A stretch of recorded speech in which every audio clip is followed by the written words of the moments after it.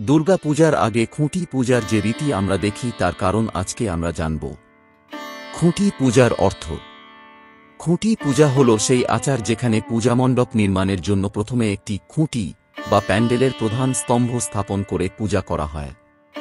একে অনেক সময় স্থাপন পূজা বা নবপত্রিকা পূজার আগমনী ধাপ বলেও ধরা হয়।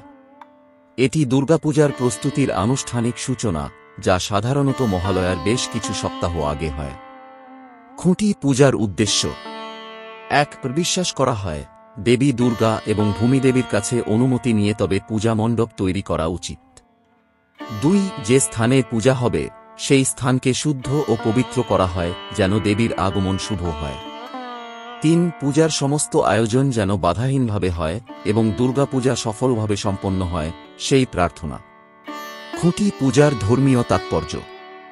হিন্দু শাস্ত্রে বলা আছে যে কোনো পূজা বা যজ্ঞের আগে ভূমি শুদ্ধি ও স্থান স্থাপন জরুরি। খুঁটি এখানে স্থিরতা, শক্তি ও কেন্দ্রবিন্দুর প্রতীক। খুঁটির নিচে নারকেল, আম পাতা, ধান, গঙ্গাজল ইত্যাদি রাখা হয়, যা সমৃদ্ধি ও মঙ্গলার্থে ব্যবহৃত হয়। সাংস্কৃতিক তাৎপর্য। ১. স্থানীয়দের কাছে খুঁটি পূজা মানে দুর্গাপূজা আসছে, এটি উৎসবের আবহ শুরু করে। ২. গ্রামীণ অঞ্চলে খুঁটি পূজার দিনেই ছোটখাটো ভোজন, ঢাকের শব্দ ও আনন্দ অনুষ্ঠান শুরু হয়। ৩. শহুরে বড় পূজাগুলোতেও মিডিয়া কাভারেজের মাধ্যমে খুঁটি পূজা এক ধরনের পাবলিসিটি ইভেন্ট হয়ে উঠেছে।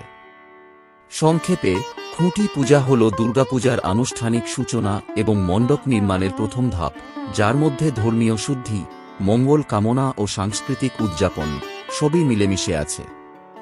আজ এত পর্যন্তই থাক, দেখা হবে অন্য কোনো ভিডিওতে। ভালো লাগলে ভিডিওটি অবশ্যই লাইক করুন, শেয়ার করুন আর চ্যানেলটিকে সাবস্ক্রাইব করতে ভুলবেন না।